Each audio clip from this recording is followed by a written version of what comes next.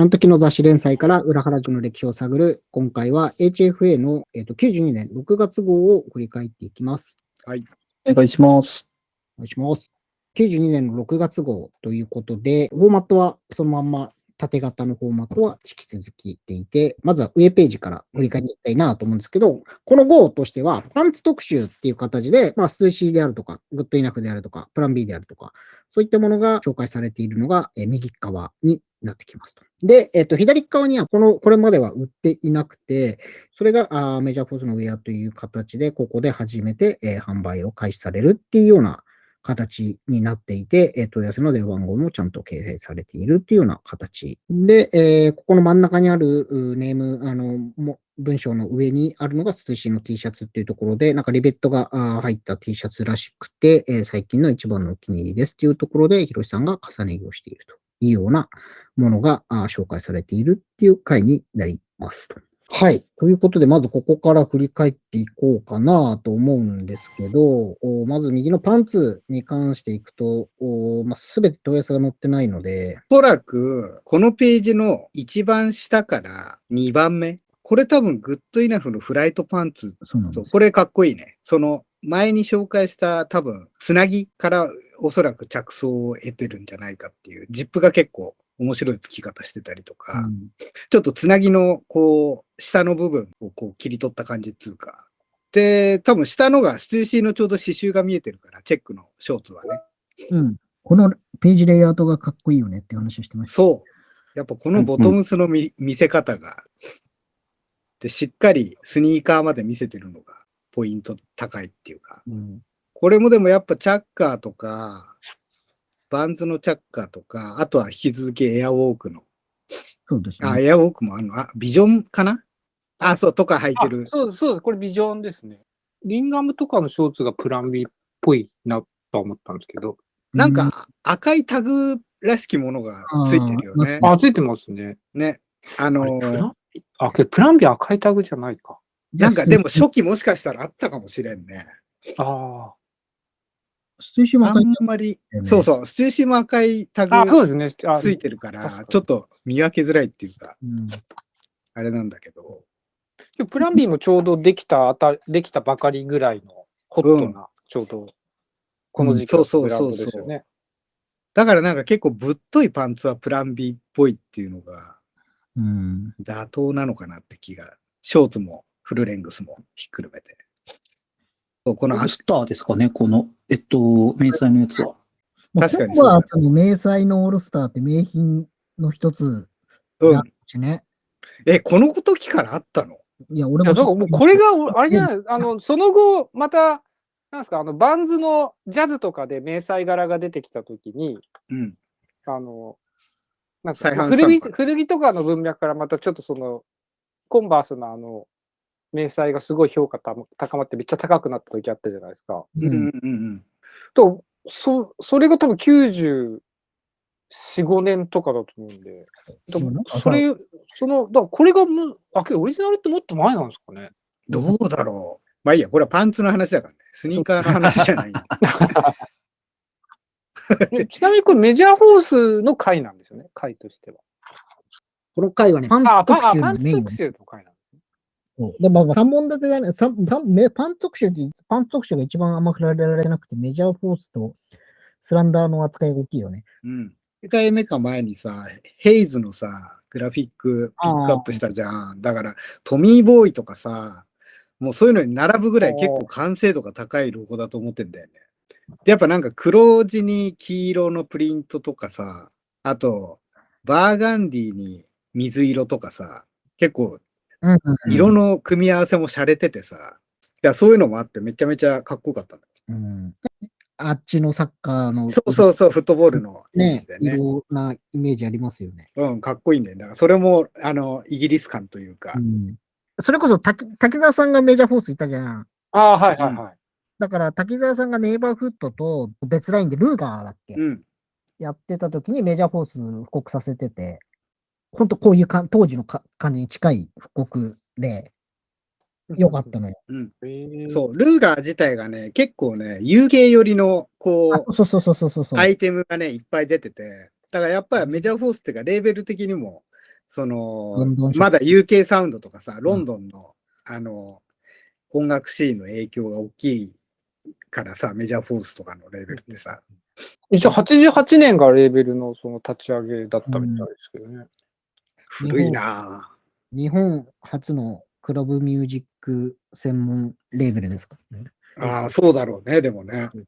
僕の中では確実にいわゆるデフジャムであるとか、なんかデスローだとか、音楽レーベルっていうものが注目というか、音楽レーベル自体にスポットが当たるっていう経験って誰しもみんな経験してるんじゃないかなと思うんですけど、僕はもう確実に一番最初に音楽レーベルっていうものを意識させられたのはメジャーフォース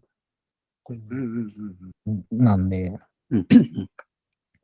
レーベルの服が欲しいとか、あんまり想像だにしてなかったですけど、これ以降なんか比較的ピザオブデスだなんだとか、結構いろんなところがそういうなんか音楽レーベルのものを身につけるって、そうですね、なんかモーアックスとかも結構。あ、そうだよね。なんか僕の中での走りはここなんですよね。やっぱりなんかロゴがかっこよくなくちゃダメなんだっていう感じもめっちゃあるよね。ありますね。モアックスもめちゃめちゃかっこいいし、ロゴとかね。そうですよね。あと、ビースティの何でしたっけあれ。グランドロイヤルとかも。そうだね。かっこいいね。ああ、かっこいいあれは。はい。手っ取り早く思想がわかるというか、なんか、知ってる人感出せるからいいんでしょうね。確かに、ね、なんか突っ込みたくなりますもんね、誰か知ってたら。それなんとかじゃんみたいな。しかもパッと見、レコードレーベルのロゴってわかんないじゃん。だからなんていうのかな、そっから結構会話が始まるというか。そうです。あ、知ってるんだ、みたいな。そう。っていうのがあるからいいよね、なんか。なんかブランドもそうですけど、ブランドとかよりちょっと分かりづらい感じがまた、そう当時キッズだった僕らからすると、それだけでちょっと自慢できるというか、知ってる感出せてよかったのありますよね。そう、だからこれもさ、ちょうどさ、プロモーションオンリーだったのが、オフィシャルで発売になるっていうのはさ、かなりマジかよっていうこの湧き具合が想像できるよね。そうですね。だから着れる人が限られてたっていうかさ、持ってる人が限られてたのがさ、これ買えんじゃんみたいな。はい。ということで、下ページに移りますと。で、下ページで主に紹介されているのは、スランダーという、スケートブランドになっていて、ヨッピーさんが所属していたスケートチームになりますと。で、ヨッピーさんのシグネチャーとして、出ていた、デッキとかに使われていたのが、このロバート・ウィリアムスのグラップになっていると。で、このロバート・ウィリアムズを、説明ちょっとだけすると、なんていうのかな、いわゆるローブローアートっていうジャンルを打ち立てたというか、人。だからなんかローブローアートの巨匠っていうふうに言われていて、で、そのローブローアートっていうのが直訳すると、無教養の芸術っていう意味なのね。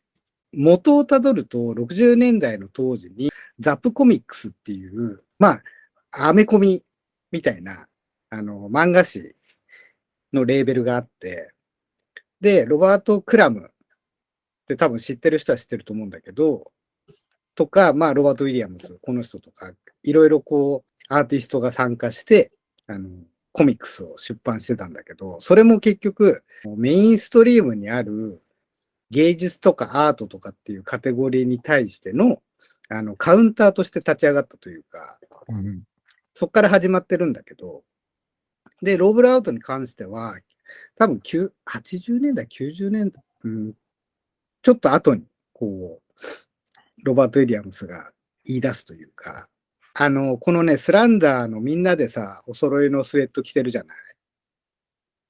これの下にさ、結構いろいろ T シャツとかさ、スラッシャーマガジンとかさ、いっぱい置いてあるじゃない。置き取りしてあるじゃない、まとめて。物撮りが。はい。そう。でね、この中にはね、入ってんのかな。ロバート・ウィリアムスが出した画集があって、そこでね、その画集のタイトルの中にローブローっていう言葉を使ってるのよ。そう。で、これもね、結構いわゆる西洋美術ってさ、すごいルールが厳しいじゃない。うん。スケッチしますとか。なんか、なんとか法とかありそうですもんね。そうそうそうそうそうそう。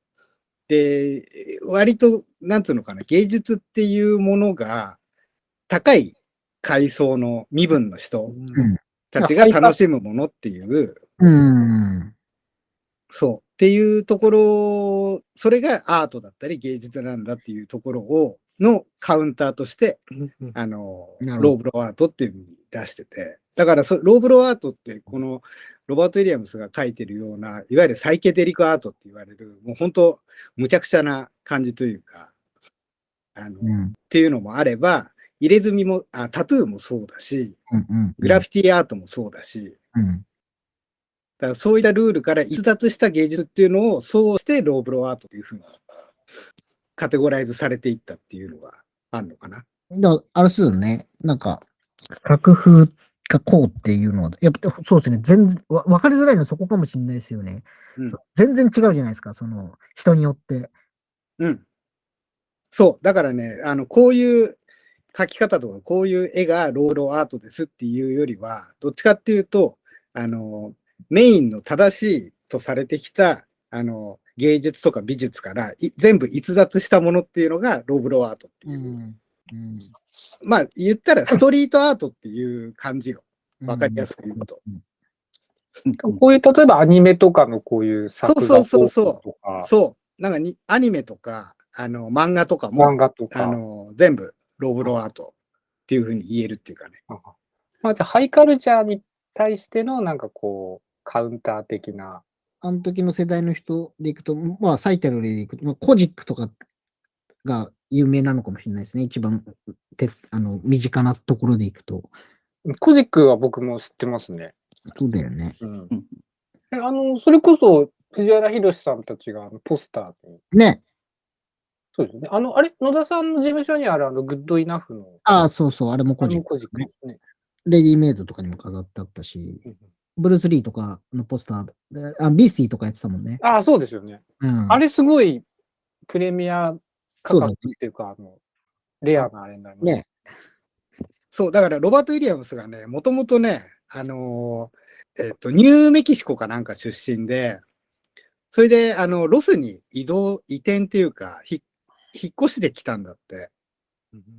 それで、その時にエドロスを知って、エドロスに出会って、結構がっつり影響を受けたらしい。だからね、カスタムカルチャーとかそういうホットロットとか、そういうのにもつながってくるっていう。それももちろんローブロアートっていう中にね、大きく入ってきてるから。で、その辺を総称というか、その辺をまとめて、99年にロバート・ウィリアムスが、スラッシャーの出版社から出したのがジャクスタポーズマガジン。そうなんあれそうなんですか？そうなのよ。そうなのハイスピードからってことですね。そう。あれはそのロバート・ウィリアムスが、そう。ああ。だから、ローブロアートっていう枠、狭いようですごい広い枠の中で、若手だったり、全然知られてないけど、素晴らしいアーティストをピックアップしていくっていう、心情のもと立ち上がったのよね。丸尾末広さんとか、なんか日本のサブカルイメージ強かったんですけど、なんかこんなのまでそのジャックスタポーズの人たちはチェックしてるんだと思って。そう。びっくりしたんですよね。なんかアンテナ、それこそそのアンテナが広いというか。そう。結構ね、表紙とかもね、丸尾末広も採用されてたり、あと、天明谷久志さんっていう、アーティストの人、その人もね、いち早く結構、表紙に採用してたりとか、もうそういうふうにね、なんていうのかな、注目すべきアーティストっていうのを有名無名問わず、フックアップしてた。結構重要な本なんじゃないかな。でもね、後半でね、ジャクスタのね、サブスクっていうか、あれだ、グッズとかでもね、T シャツで確かね、クーティーの T シャツあったんだよね。でももうそれはだいぶちょっと後だからあれなんだけど。スランダーのデッキでヨッピーさん、このグラフィックでしたもんね。うん。センターにこれが入ってるやつだよね。そうでも俺ね、誰がやってたブランド？そうなんだよ。俺もそれが知りたいんだよね、めっちゃ。で、柳も知らないんでしょ、スランダーって。知らないんですよね。なんていうか、多分、ヨッピーさんがモデルを出したっていうことでのが強すぎちゃって、そうですよ。当時の人ってもしかしたら知ってる、何かしら情報を持ってるのかもしれないですけど。